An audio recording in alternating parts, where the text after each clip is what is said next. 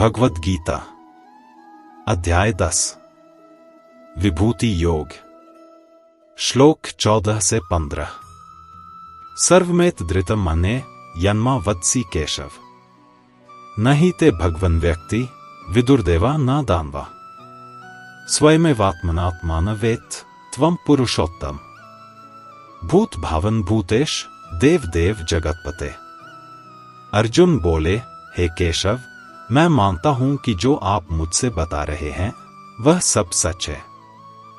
हे भगवान, आपकी यह दिव्य अवस्था और अद्वितीय स्वरूप देव और दानव भी नहीं जान पाते। अर्जुन बोले, हे पुरुषोत्तम, आप स्वयं अपनी सत्ता को समझते हैं। आप सभी प्राणियों के भावों और स्वभाव के जानने वाले हैं, सभी प्राणियों के स्वामी, देवों में देव और जगत के पालनहार हैं।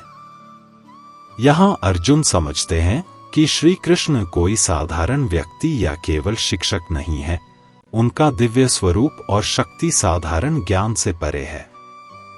अर्जुन स्वीकार करते हैं कि देव और दानव भी उनके पूर्ण स्वरूप को नहीं जान सकते। यह इसलिए महत्वपूर्ण है क्योंकि आमतौर पर देवताओं को सभी ज्ञानी और शक्तिशाली माना जाता है, फिर भी वे श्री कृष्ण के सर्वोच्च स्वरूप की पूरी समझ नहीं रखते। अर्जुन कहते हैं, मैं आपकी बातों को पूरी तरह मानता हूं और यह अंधविश्वास नहीं बल्कि समझ और अनुभव पर आधारित श्रद्धा है। वे दिव्यता के रहस्य को भक्ति के साथ स्वीकार करते हैं और उसकी महिमा देखते हैं। यह श्लोक हमें सिखाता है कि सर्वोच्च दिव्यता असंभव और असीम है और सच्ची भक्ति विनम्रता, श्रद्धा और स्वीकार्यता से उत्पन्न होती है। शिक्षक का कार्य यहाँ श्री कृष्ण यही है कि वह जितना ज्ञान साझा कर सकते हैं साझा करें और शिष्यों में दिव्यता के लिए भक्ति जगाए। साथ ही अर्जुन समझते हैं कि श्री कृष्ण स्वयं सर्वोच्च पुरुष हैं जो अपनी शक्ति और स्वरूप को पूरी तरह जानते हैं। इंसान स्वयं को या दूसरों को समझने में संघर्ष करता है, लेकिन श्री कृष्ण अपने स्वरूप और शक्ति को पूर्ण रूप से जानते हैं।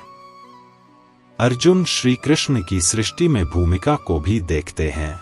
भूत भावन सभी प्राणियों के स्वभाव और गुण जानते हैं। भूतेश सभी प्राणियों के स्वामी और पालनहार हैं। देव देव जगतपते देवताओं में सर्वोच्च और पूरे जगत के संरक्षक हैं।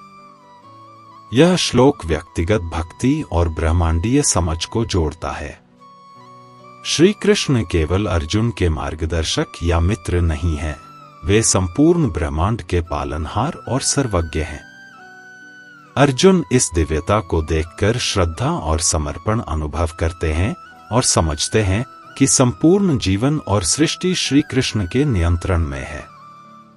इससे भक्त को गहरी सुरक्षा, भरोसा और भक्ति की अनुभूति होती है।